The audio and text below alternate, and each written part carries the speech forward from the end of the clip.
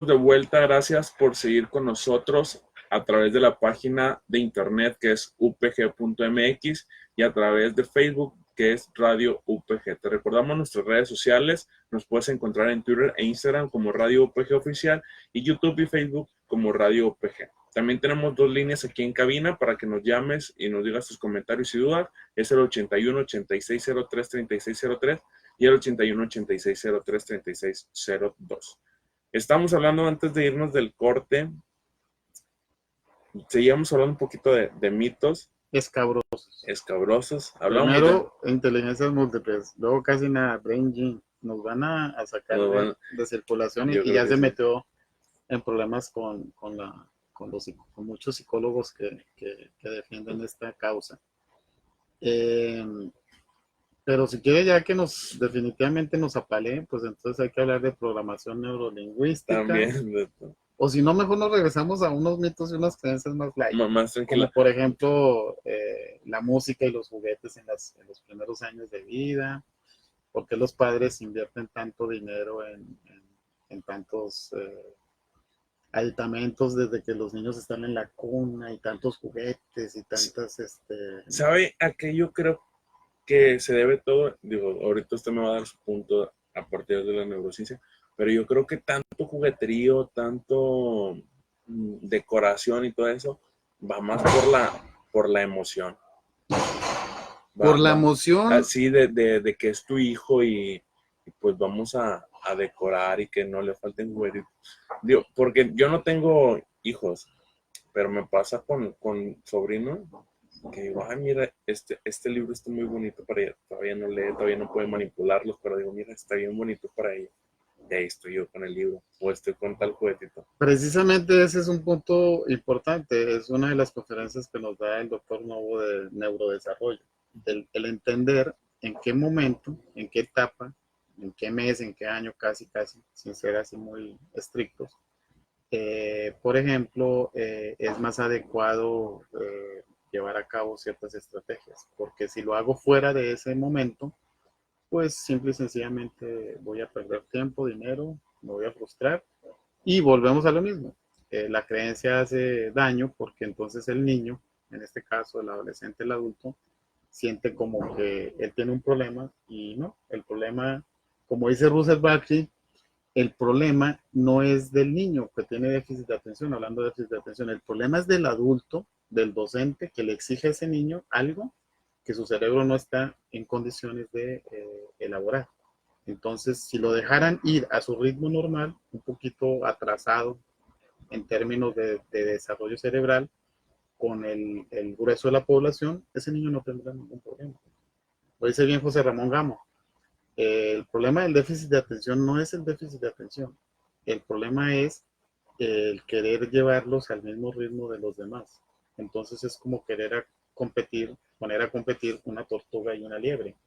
Pues la tortuga, excepto la metáfora en aquella en Yo que, justamente estaba que pensando gana en la eso. tortuga, pues jamás le va a ganar a la liebre.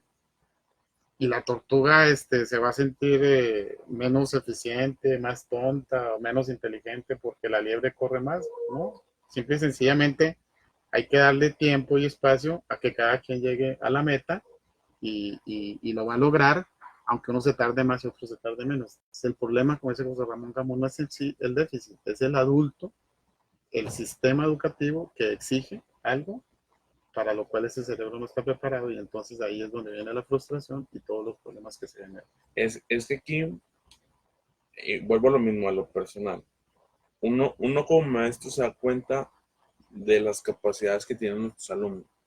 Sin embargo, hay un sistema que a mí me dice, no puedes evaluar a este alumno de tal forma. O sea, lo tienes que evaluar igual que a todos. Entonces uno dice, si se lo pongo la evaluación, va a salir mal. Va a reprobar. Va a reprobar. Y aparte que él reprueba, me van a decir, oye, ¿y por qué está reprobando? ¿O por qué el nivel del grupo, por qué está bajo? Entonces, ahí entra cuando uno como maestro, me incluyo, dices, bueno, a lo mejor las actividades sí las puedo adecuar, porque sí hemos adecuado actividades, pero al momento de evaluar, es muy complicado el hacer una evaluación cuando ya viene de un sistema. Y también hay casos en contraparte, porque lo estoy viviendo, que quienes no entienden que el alumno o el niño va a cierto nivel son los padres de familia. Estoy, Sí, estoy en un caso en el cual yo sé que el niño tiene un ritmo de trabajo muy distinto, entonces vamos adecuando un poquito los tiempos, cortándolos, poniéndole otro tipo de trabajos un poquito más sencillo, pero el padre de familia está metido en yo quiero que mi hijo sea igual que los demás. Y todo por el que dirán. creencia y Y yo mito digo, wow, no puede ser muy posible. arraigado porque entonces es cuando salen, pero tú no sabes leer y ya tienes 5 años y tu hermanito ya leía a Aprendió a los lo... 4. Sí, Entonces, exactamente. caray, Pasa con ya todo, le pasa pusieron una vara que tiene que muy alcanzar. alta. Y igual, a ustedes como maestros los califican o los certifican porque el niño tiene que a los 5 años aprender a leer. Y resulta que esa no es la edad más conveniente para aprender a leer, de acuerdo a cómo el cerebro se desarrolla.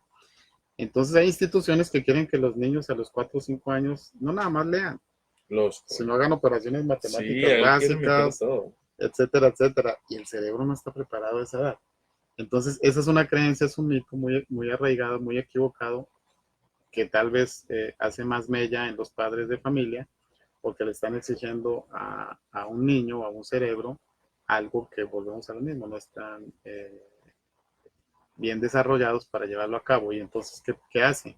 El daño es que el niño se siente comparado con su hermano o con sus otros compañeros y se siente frustrado, afecta las emociones, afecta el aprendizaje, eso está bien estudiado, y por lo tanto empieza a mostrar atraso o lo peor, a ser reticente al aprendizaje, y entonces empieza a llevarse a cabo un mal proceso de enseñanza y aprendizaje.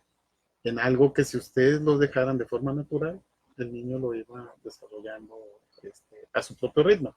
La creencia, el mito erróneo es esa, que todos los cerebros, o por edades más bien, los que están en cuarto, en quinto, a tal edad, ya tienen que llevar o cumplir ciertos parámetros. Y no, cada cerebro va a un ritmo diferente. Dentro de unos parámetros, digamos, generales. ¿Cuándo puede uno aprender o cuándo debe uno aprender a leer? Entre los 4, los 7, los 8, los 9 años.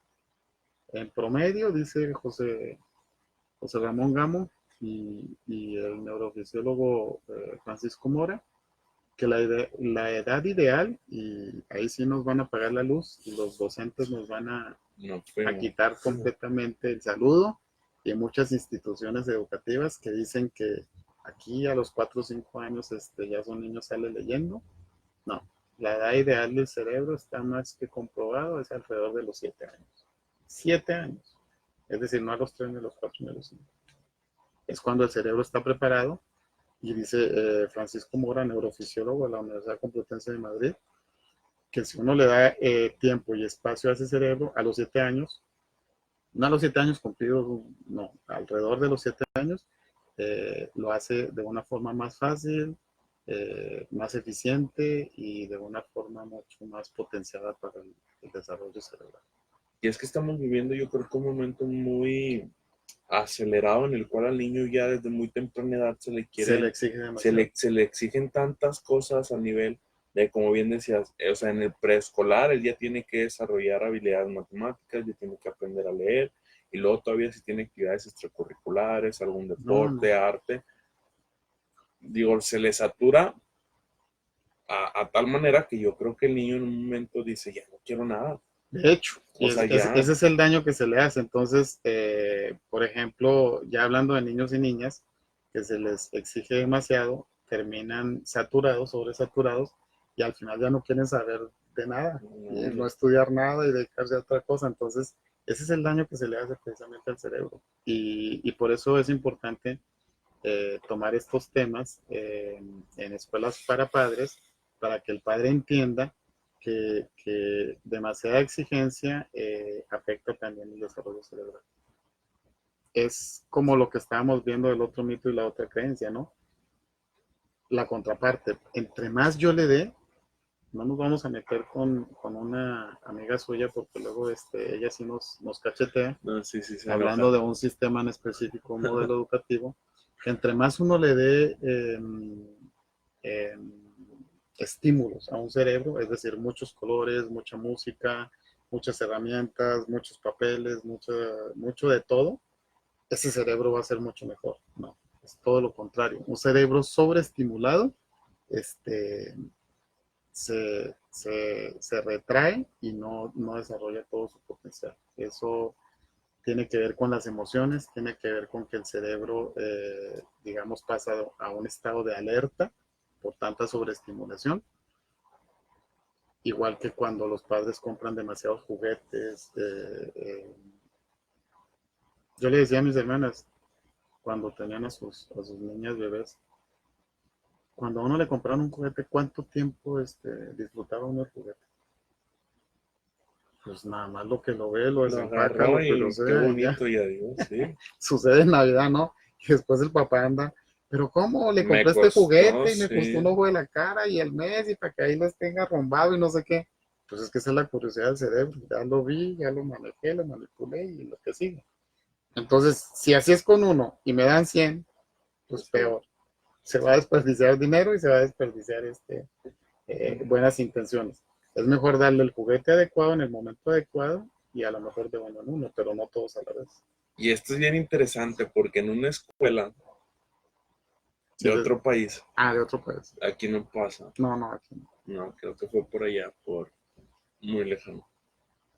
Les dicen, llévales un montón de cosas a los niños. Y realmente, y eso les califican a estas personas que llevan el material. Van a trabajar con niños y le dicen, a ver qué vas a trabajar y enséñame lo que vas a darles a los niños. No importa el material, si son fichas, si son dados, pero quieren una cantidad exagerada, tantas cosas, que antes de conocer yo esto que tú mencionabas, yo decía, ¿para qué? Porque uno lo ve, o sea, al niño le puedes dar un montón de cosas, memoramas y que esto y que el otro, no lo aprovecha. Pero hay alguien que sí saca mucho provecho, y también nos vamos a ganar enemigos, es los fabricantes de juguetes. Yo iba a decir eso, pero dije, no, tal Es vez una no. industria muy grande Y muy cara ya, y muy muy cara. cara. Libros, rompecabezas, esto, aquello, lo otro. No quiere decir que bien, digamos, dosificado, no hagan un buen desempeño, un buen papel. El problema es cuando queremos sobredosificar. Es como todo, en el cuerpo también, si uno come de más algo, se termina intoxicando, inclusive con agua, que parece que el agua es inocua y nunca se va uno a morir, o No, te daña intoxicado por mucho, agua. sí. Lo que sea, el cuerpo se lo dan de más.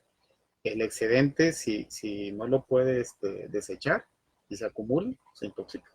Entonces lo mismo, haciendo ahí como un paralelismo, lo mismo viene con la sobreestimulación al cerebro.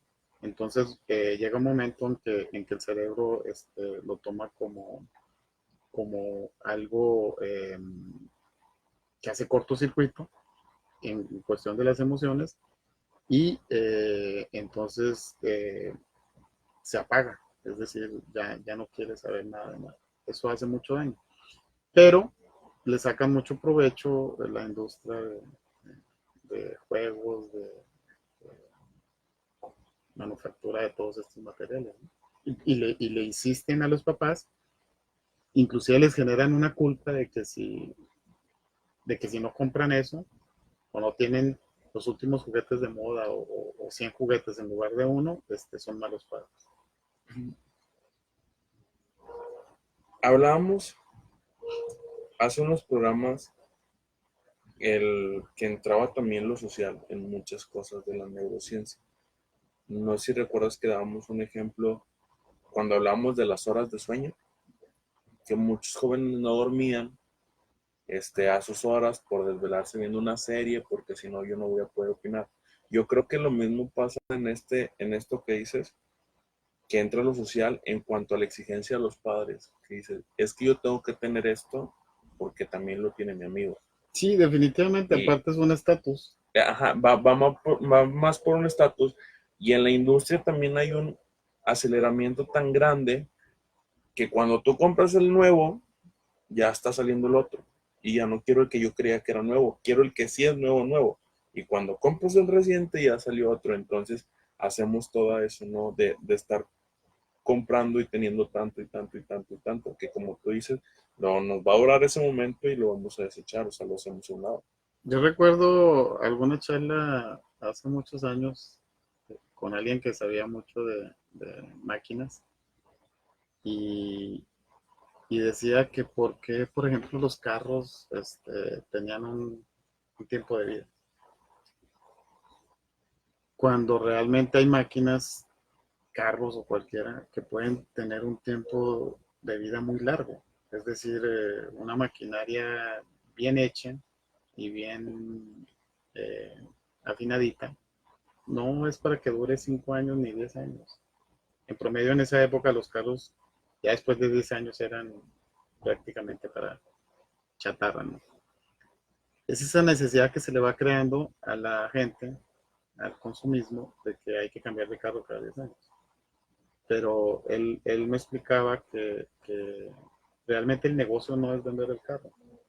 El negocio es todas las refacciones, todo lo que se le tiene que estar metiendo al carro, como los juguetes, todo lo que se le tiene que estar haciendo de novedoso, de nuevo, para que la gente esté consumiendo.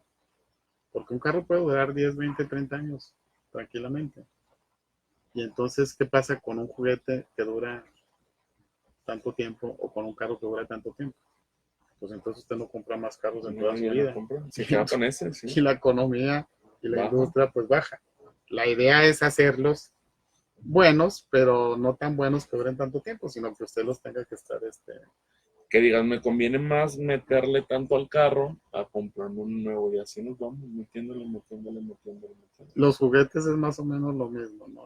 Necesito un juguete nuevo, un color nuevo, una pasta dental nueva, con un ingrediente nuevo, para que yo esté compre, compre, compre, y no algo que realmente me sirva durante mucho tiempo. Interesante. Ahorita vamos a ir platicando de todo esto y de más neuromitos. Hay un tema ahí pendiente. Antes de continuar, nuestros amigos que nos están escuchando a través de la página de upg.mx, vamos a ir a otro corte musical y regresamos con ustedes. Amigos que nos siguen viendo a través del Facebook, muchas gracias por seguir con nosotros. Te recordamos que me puedes seguir en las redes sociales como Edgar-Rivero V en Instagram y Twitter, y en Facebook me puedes seguir como prof.edgarrivera, y seguimos subiendo información de todo esto que es la neurociencia y educación en general. Vienen varios cursos, talleres para que ustedes estén al pendiente. Doc, ¿a usted lo podemos encontrar como?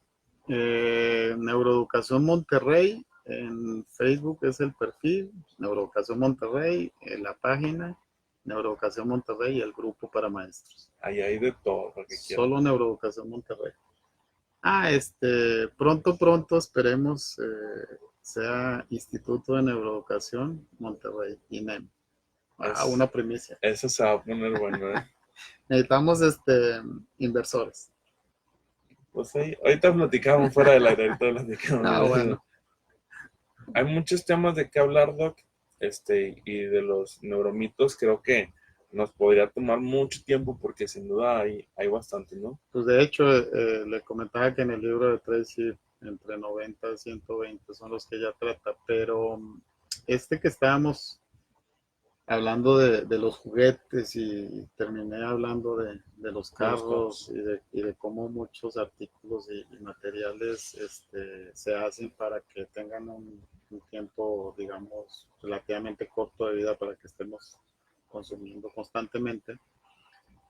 Me puso a pensar y eso es lo interesante de entender cómo funciona el cerebro, que termina uno aprendiendo para aprender a aprender para el resto de su vida, de economía, veíamos, de la pareja, de ser padre o ser madre de forma adecuada, de ser docente, de ser médico, de ser psicólogo, desde un punto de vista mucho más efectivo y mucho más práctico en la vida diaria, ¿no?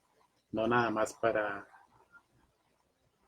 en este caso, la docencia, sino para todo, como es lo que quiere la Organización Mundial de la Salud, que entienda uno cómo funciona ese cerebro y que aprenda de todo un poco.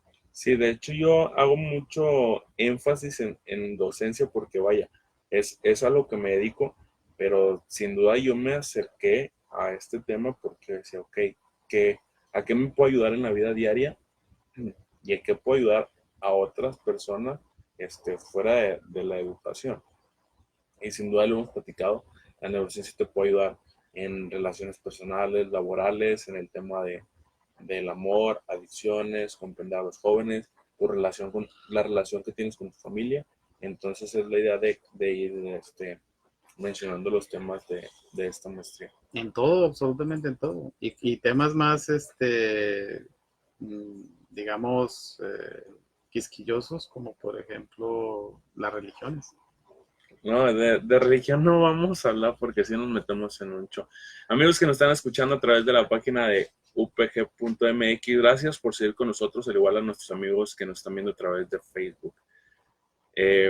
Decía ahorita Rosy de la neurociencia, de todo lo que nos puede ayudar, y mencionaba la religión, pero yo creo que hoy, si no nos van a cerrar puertas, no Se van quiero a que abrir. se van a abrir, pero la de la religión yo creo que esa no quiero que se cierre. No, al contrario, una de las habilidades socioemocionales es el pensamiento crítico. Y el pensamiento crítico,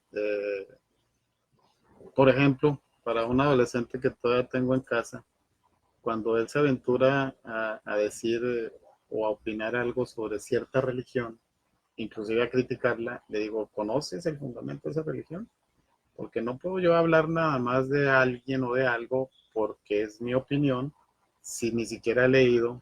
Yo cuando era jovencito me leía la Biblia, y veía todo esto de las parábolas y me gustaba mucho lo de Jesús hablando de catolicismo para poder entender y luego tomar una postura al respecto, independientemente si esté de acuerdo o no esté de acuerdo, pero para poder tomar una postura.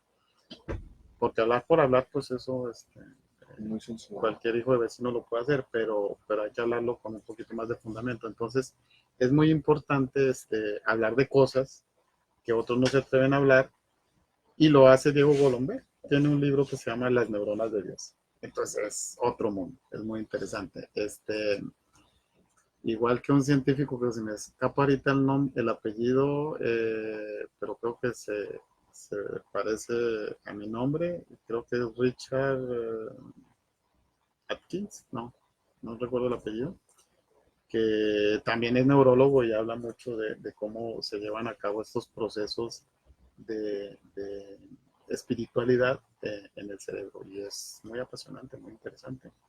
En cuestión de religión no es volvemos a lo mismo, hacer de menos algo o menospreciar o darle más valor a una creencia, sino simple y sencillamente entender cómo funciona eso, eh, digamos, de la espiritualidad, ese proceso a nivel cerebral.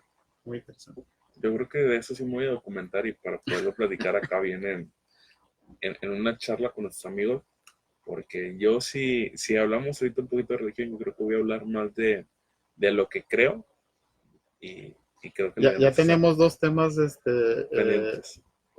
pendientes, pero irrenunciables con usted: cerebro adolescente y cerebro religioso o espiritualidad cerebral. Yo creo que nos vamos primero por el cerebro adolescente. Creo que es el que le puedo sacar un poquito Pero más de esto de los provecho. mitos precisamente abarca todo. También la espiritualidad, también la adolescencia, lo del 10%, cerebro izquierdo, cerebro derecho, estereotipos, inteligencias múltiples, brain gene, eh, Estilos de aprendizaje, no hemos hablado. estilos de aprendizaje, cuadrantes cerebrales, etcétera, etcétera, y programación neurolingüística y muchas cosas más. Pero el brain gene hay que separarlo digamos, eh, esa teoría, esas ideas que generaron estos dos psicólogos hace 50 años aproximadamente, de lo que es ejercitar el cerebro. O sea, Brain Gym en inglés, pues obviamente es como gimnasia cerebral, pero se refiere a ciertos movimientos que uno puede hacer como para abrir ciertos canales en el cerebro. En este caso, por ejemplo, lo que hablábamos de los pabellones auriculares, las orejas, para abrir la atención. Eso es completamente ilógico, equivocado, sin fundamento científico. La gimnasia cerebral se confunde a veces con algún tipo de ejercicios que sí permiten llevar a cabo a través de estrategias un mejoramiento, por ejemplo, de la atención, de la memoria o del aprendizaje. Pero más que gimnasia cerebral, para no entrar ahí en complicaciones con los términos, es más bien como algo de ejercitar o hacer algunos ejercicios para el cerebro, para mejorar algunos procesos cerebrales. Entonces, mitos son muchos. Ya entramos por los escabrosos, Benji. Podemos abordar el de la programación neurolingüística o el de las inteligencias múltiples. Usted verá con cuál. Inteligencias múltiples, a mí me gustaría eso. Las Está muy, muy inteligencias interesante. múltiples. Me ha tocado ir a algunos colegios particulares donde se evalúa, y lo vamos a dejar en curiosidad para darle marcha a todo un programa siguiente, si es que nos dan oportunidad, donde se evalúa la inteligencia de cada niño. De hecho, hay unos tests muy interesantes que sí sirven para saber uno qué tipo de inteligencia tiene, si kinestésica, si eh, verbal, etcétera, etcétera.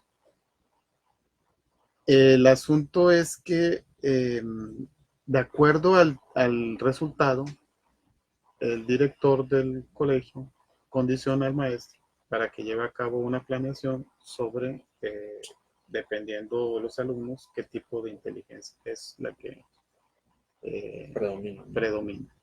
Y ahí es donde está el error, ahí es donde está la equivocación, ahí es donde está mal enfocado, ahí es donde Howard Gardner dice, creo que sí me equivoqué al usar el término de inteligencia, pero él lo acepta.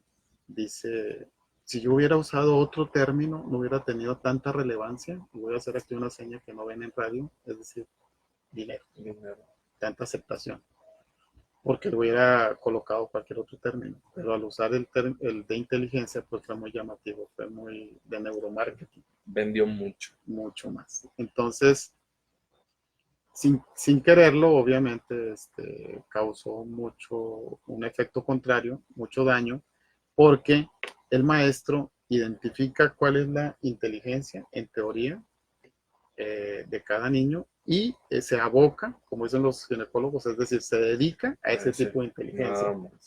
Y ahí sí, como dicen en el rancho, ya valiendo, porque por ahí no es. Para empezar, la inteligencia es única. No hay 7 inteligencias ni 8, como ya después dijo Howard Gardner. El sábado pasado estábamos en la clase de emociones en Saltillo y decía inteligencia emocional, un término que sacó Daniel Goleman y Salovey. Y una maestra muy avesada me dice, entonces ahí damos por hecho de que si hay una inteligencia emocional. Digo, no, hay que entender que inteligencia es una sola, pero que la gestión emocional es lo que ahorita nos determina lo que cada quien puede llevar a cabo con sus emociones.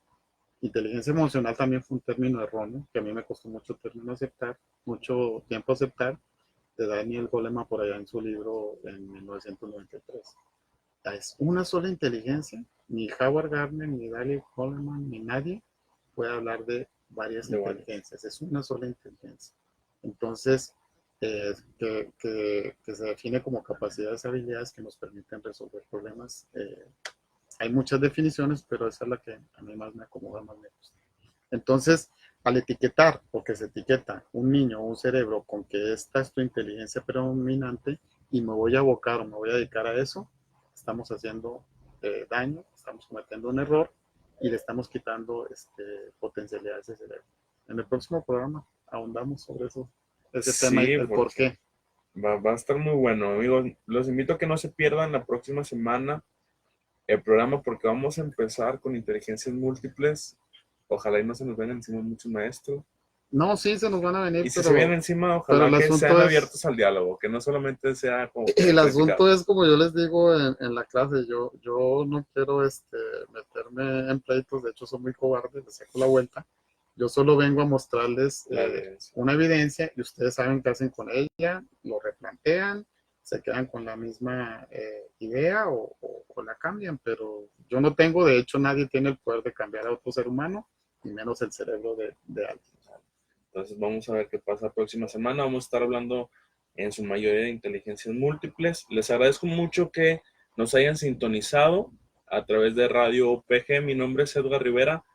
Que tengan un excelente día. Doc, muchas gracias. Un placer, esperemos que la próxima sea muy relevante. Nos vemos, hasta luego.